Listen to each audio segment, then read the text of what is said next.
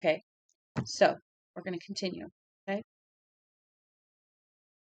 Larry's mileometer made 4 distinct little clicks as he set it for the day, 00.0. Stu doused what remained of the campfire with dirt. Now, if this stops, then I'll just start again tomorrow. The little rituals of the morning went on. They had been 12 days on the road. It seemed to Stu that the days would go on forever like this.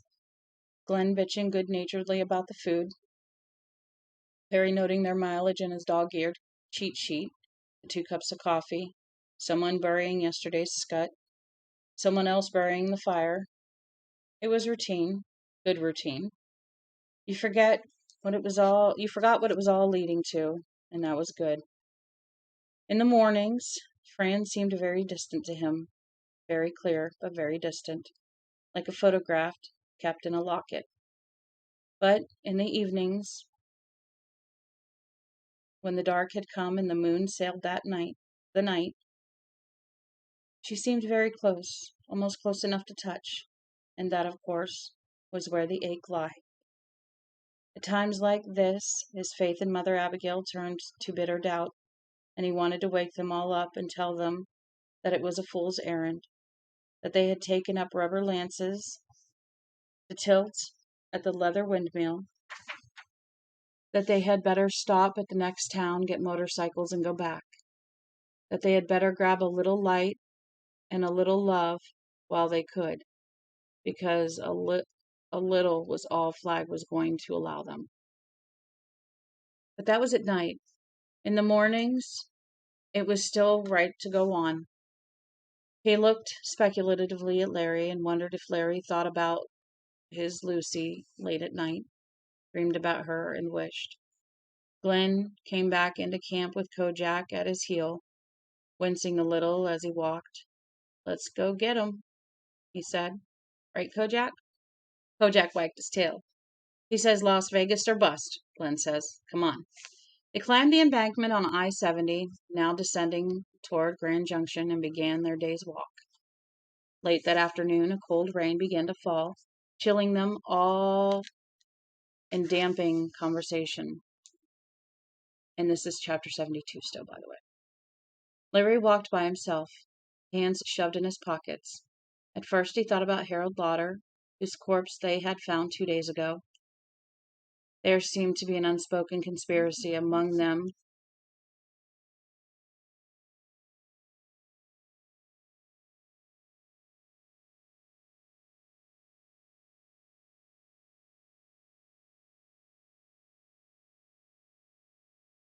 Not to talk about Harold. But eventually his thoughts turned to the person he had dubbed the Wolfman. They had found the Wolfman just east of the Eisenhower Tunnel.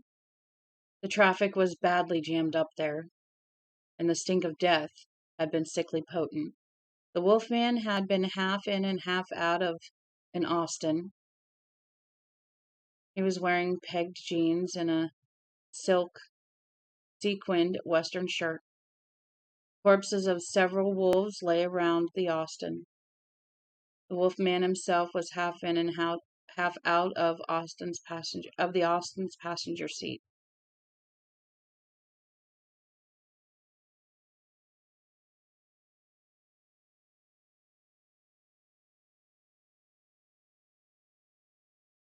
Oh, okay, now I understand. I remember this guy. This is the guy that tried to kill Larry, I do believe. No, was it Larry? Maybe it wasn't Larry. I'll have to think.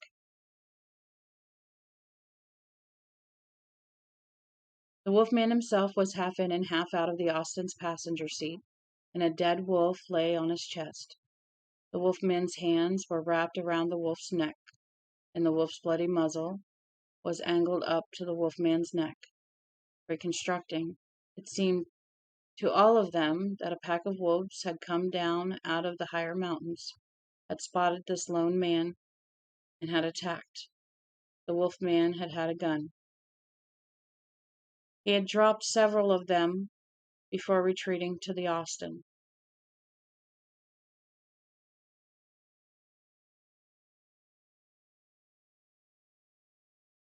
How long before hunger had forced him from his refuge?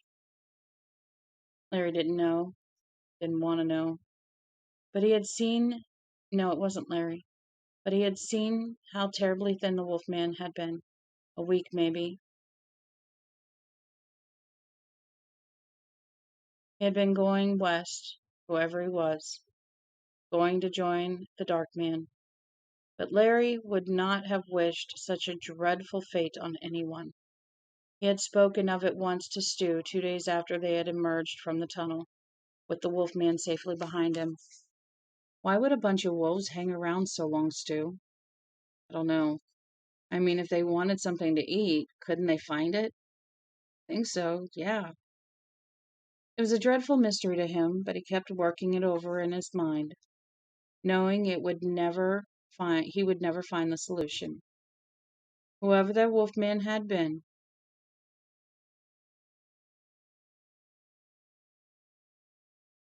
he hadn't been lacking in the balls department. Finally driven by hunger and thirst, he had opened the passenger door. One of the wolves had jumped him and torn his throat out, but the wolfman had throttled it to the death even as he himself died. The four of them had gone through the Eisenhower tunnel, roped together, and in the horrible blackness, Larry's mind had turned to the trip he had made through the Lincoln Tunnel. Only now it was not images of Rita Blakemore that haunted him, but the face of the wolfman, frozen in its final snarl as he and the wolf had killed each other. Were the wolves sent to kill that man? They were. But that thought was too unsettling to even consider. He tried to push the whole thing out of his mind.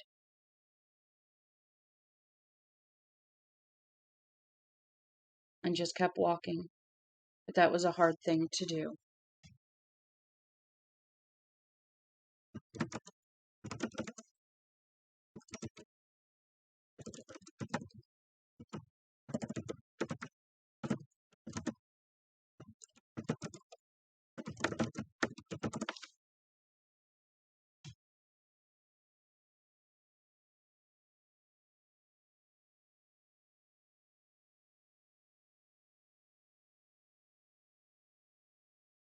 Um,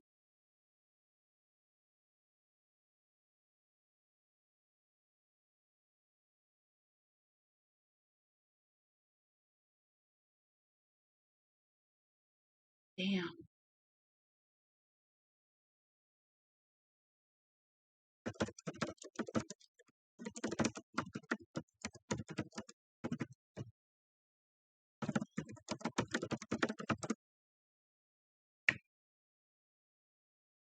That might be it. That actually might be it. Was it trash can man, and the kid at the Eisenhower tunnel? Somebody had ran ahead to the Eisenhower tunnel and then decided to come back and get the other person. That's the thing. I could have sworn it was a woman. I'm determined to find out, and I will let you guys know. They made their camp that night beyond Loma, quite close to the Utah state line. Supper consisted of forage and boiled water, as all their meals did. They were following Mother Abigail's instructions to the letter. Go in the clothes that you stand in, carry nothing. It's going to get bad in Utah, Ralph remarked. I guess that's where we're going to find out if God really is watching over us. There's one stretch, better than 100 miles, without a town or even a gas station and a cafe. He didn't seem particularly disturbed by the prospect. Water? Stu asked. Ralph shrugged. Not much of that either. Guess I'll turn in. Larry followed suit. Glenn stayed up to smoke a pipe. Stu had a few cigarettes and decided to have one. They smoked in silence for a while. Long way from New Hampshire, Baldy, Stu said at last. It isn't exactly shouting distance from here to Texas. Stu smiled. No, it ain't. You miss Fran a lot, I guess.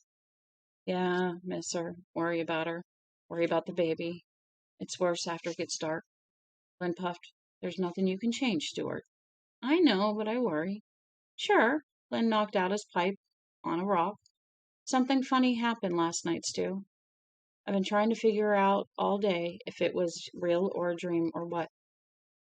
What was it? Well, I woke up in the night and Kojak was growling at something. Must have been past midnight because the fire had burned way down. Kojak was on the other side of it with his hackles standing up. I told him to shut up and he never even looked at me. He was looking over to my right. And I thought, what if it's wolves? Ever since we saw that guy Larry called the Wolfman, I think that might have been the kid if I'm right. Yeah, that was bad. There was nothing. I had a clear view. He was growling at nothing. He had a scent, that's all. Yeah, but the crazy part is still to come. After couple of moments, I started to feel, well, decidedly weird. I felt like there was something right over by the turnpike embankment, and that it was watching me, watching all of us. I felt like I could almost see it, that if I squinted my eyes the right way, I would see it. I didn't want to because it felt like him. It felt like Flagg, Stewart. Probably nothing, Stu said after a moment. It sure felt like something. It felt like something to Kojak, too. Well, suppose he was watching somehow. What could we do about it? Nothing, but I don't like it. I don't like it that he's able to watch us, if that's what it is. It scares me shitless. Stu finished a cigarette, stubbed it out carefully on the other side of a rock, but made no move toward his sleeping bag just yet. He looked at Kojak, who was lying by the campfire with his nose on his paws and watching them. So Harold's dead, Stu said at last. Yes. But it was just a goddamn waste. A waste of Stu and Nick. A waste of himself, too, I reckon. I agree. There was nothing more to say. They had come upon Harold and his pitiful dying declaration the day after they had done the Eisenhower tunnel. He and Nadine must have gone over Loveland Pass.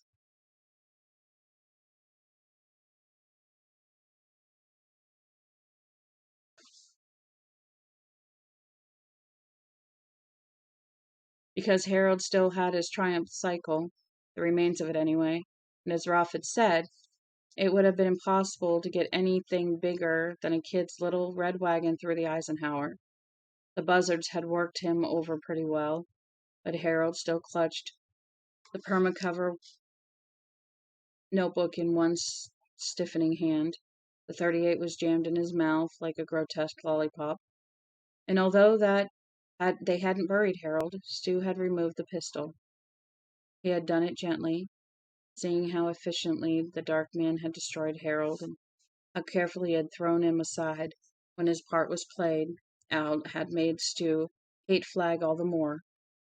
It made him feel that they were throwing themselves away in a witless sort of child's crusade. And while he felt that they had to press on, Harold's corpse, with the shattered leg, haunted him the way the frozen grimace of the Wolfman haunted Larry. He had discovered he wanted to pay Flagg back for Harold, as well as Nick and Susan.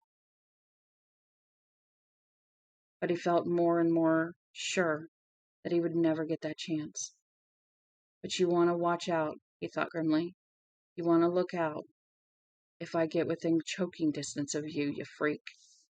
Glenn got up with a little wince. I'm going to turn in East Texas. Don't beg me to stay. It really is a dull party. How's that arthritis? Glenn smiled and said, not too bad. As he crossed to his bedroll, he was limping. Stu thought he would not have another cigarette. Only smoking 2 or 3 a day would exhaust his supply by the end of the week. And then lit one anyway. This evening was not so cold, but for all that, there could be no doubt that in this high country, at least, summer was done. It made him feel sad, because he felt very strongly that he would never see another summer. When this one had begun, he had been an on again, off again worker at a factory that made pocket calculators. He had been living in a small town called Arnett, and he had spent a lot of his spare time hanging around Bill Hapscom's Texaco station, listening to the other guys shoot the shit about the economy, the government, hard times. Stu guessed that none of them had known what real hard times were. He finished a cigarette and tossed it into the campfire. "Keep well, Franny, old kid," he said, and got into his sleeping bag. And in his dreams he thought that something had come near their camp, something that was keeping malevolent watch over them. It might have been a wolf with human understanding, or a crow, or a weasel creeping belly down through the scrub, or it might have been some disembodied presence, a watching eye. "I will fear no evil," he muttered in his dream. "Yea, though I walk through the valley of the shadow of death, I will feel no evil. I will fear no evil. No evil."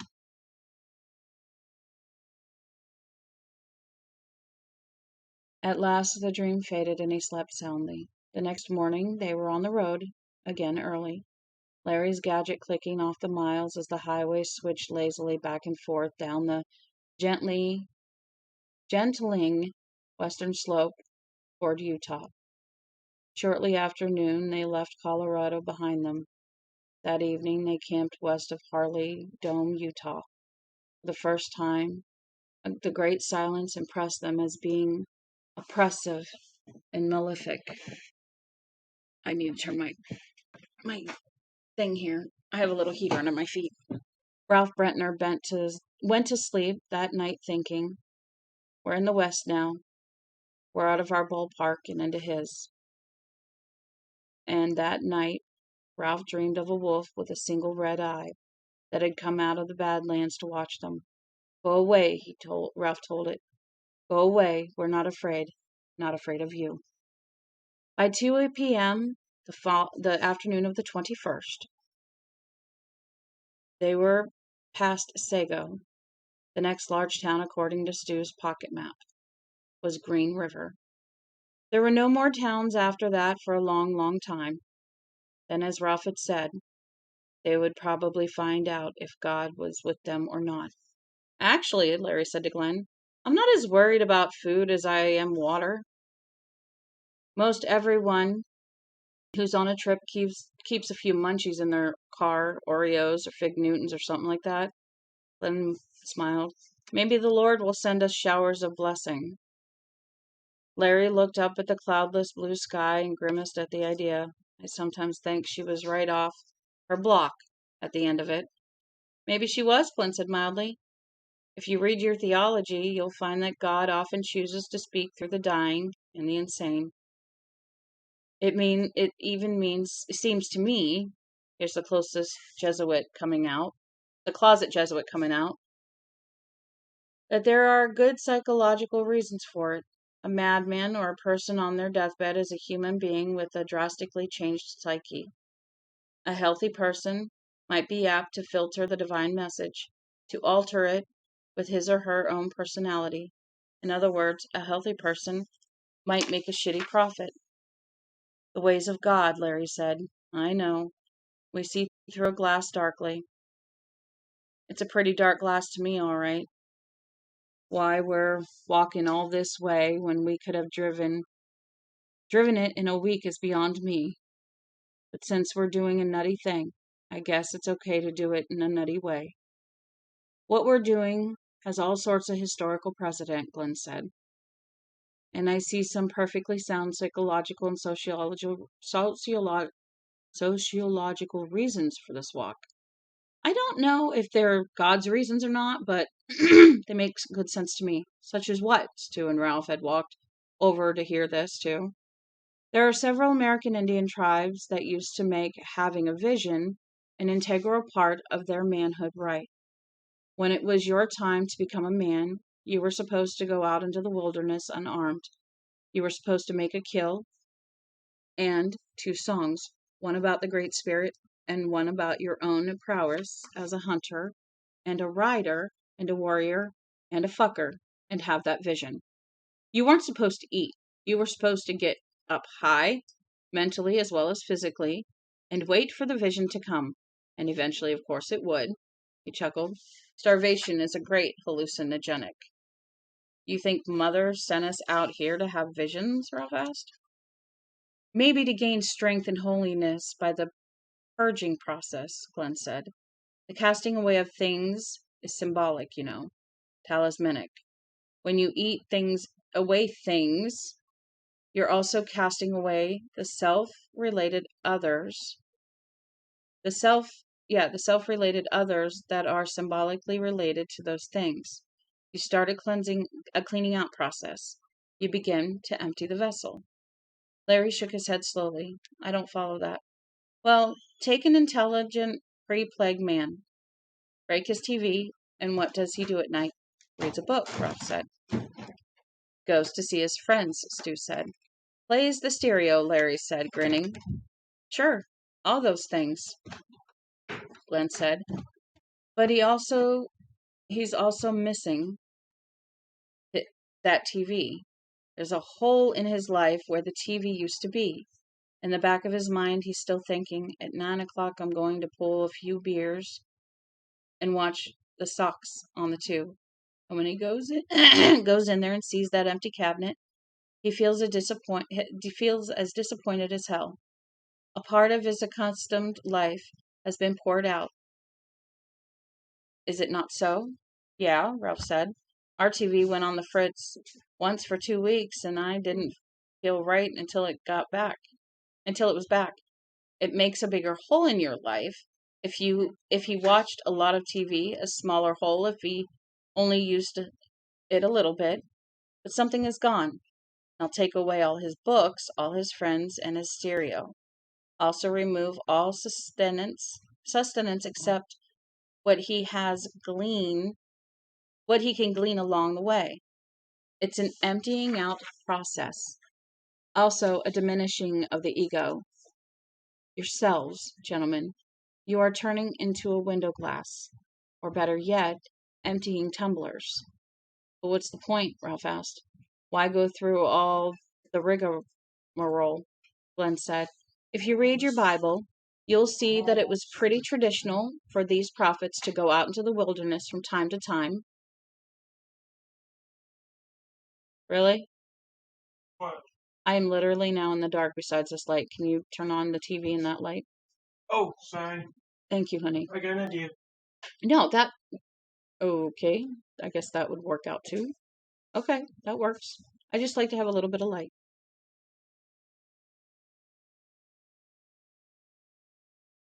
You'll see that it was pretty traditional for those prophets to go out into the wilderness from time to time. Old Testament magical mystery tours. The time span given for these jaunts was usually 40 days and 40 nights. A Hebraic idiom that really means no one knows exactly how long he was gone, but it was quite a while. Does that remind you of anyone? Sure, Mother, Ralph said. Now think of yourselves as a battery. You really are, your brain runs on chemically converted electrical current. For that matter, your muscles run on tiny charges too. A chemical called acetylcholine allows the charge to pass when you need to move. And when you want to stop, another chemical, cholinesterase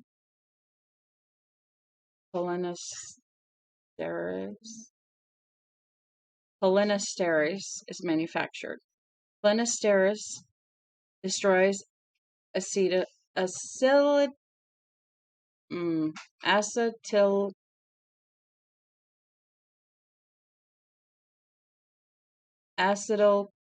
acetylcholine, acetylcholine, and cholinesterol, or cholinesterase. Oh, good Lord. I can't read these names. So your nerves become poor conductors again. Good thing, too. Otherwise, once you start scratching your nose, you'd never be able to stop. Okay? The point is this.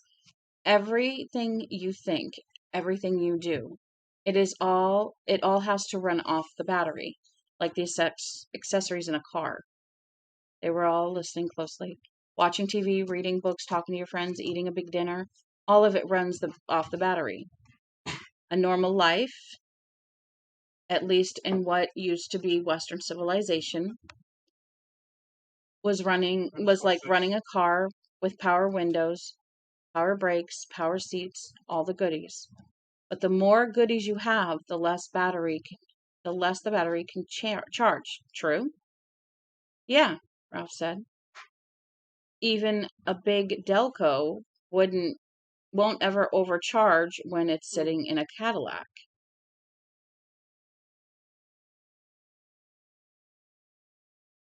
Well, what we've done is to strip off the accessories. We're on charge, Ralph said uneasily. If you can put a car battery on charge for too long, she'll explode. Yes, Glenn agreed. Same with people. The Bible tells us about Isaiah and Job and the others. But it doesn't say how many prophets came back from the wilderness with visions that had crisped their brains. I imagine there were some, but I have a healthy respect for human intelligence and the human psyche. In spite of an occasional throwback like East Texas here. Off my case, Baldy, Stu growled. Anyhow, the capacity of the human mind is a lot bigger than the biggest Delco battery. I think it can take a charge almost to infinity. In certain cases, perhaps beyond infinity. They walked in silence for a while, thinking this over. Are we changing? Stu asked quietly. Yes, Glenn answered. Yes, I think we are. We've dropped some weight, Ralph said. I know that just looking at you guys and me, I used to have a hell of a beer gut. Now I can look down and see my toes again. In fact, I can see just about my whole feet. It's a state of mind.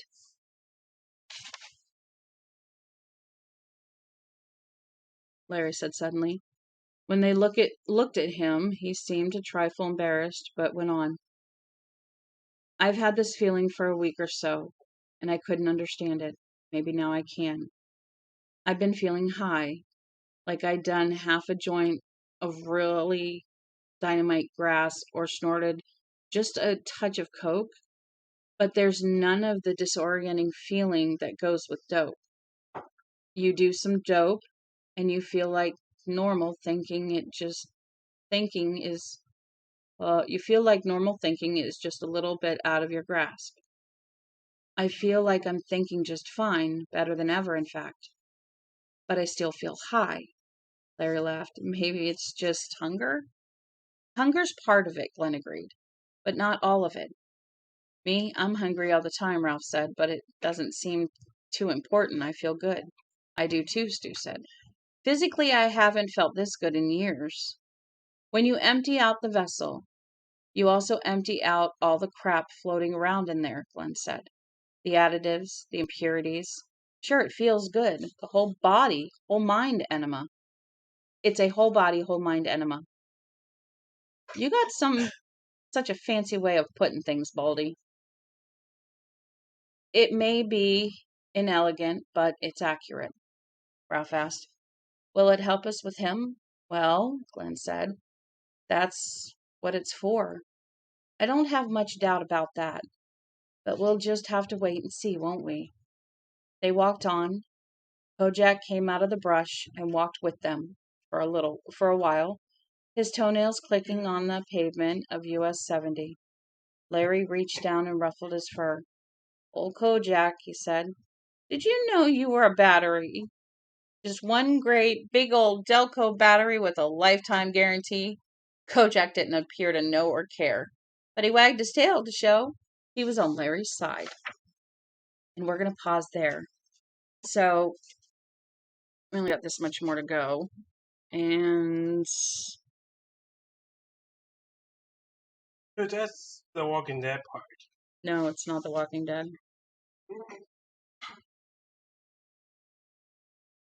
Okay, so there's 73, 74. So we might get to 74 tomorrow morning.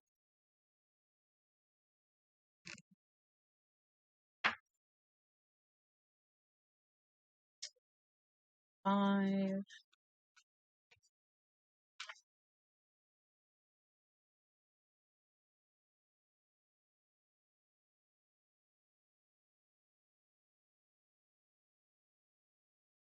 Oh, yeah, 75 is really long. Yeah, you might want to pause for tonight. So, what I'm thinking is we will probably finish Friday, Saturday night, Sunday morning. Remember, Saturday I won't be reading in the morning, so this will be tomorrow morning. Maybe we can get through that whole thing. Tomorrow evening, Saturday evening, and Sunday morning. We may finish this Saturday morning. We're going to try for it anyway. So that's going to be our goal, okay? I'm going to put these little markers in to mark where my goals are. I have to stop right there because I have to go get my hubs. And I'm going to be indisposed for a few minutes for human things. But we're going to stop here. We're going to stop here. We are on 72. So we got pretty far, actually.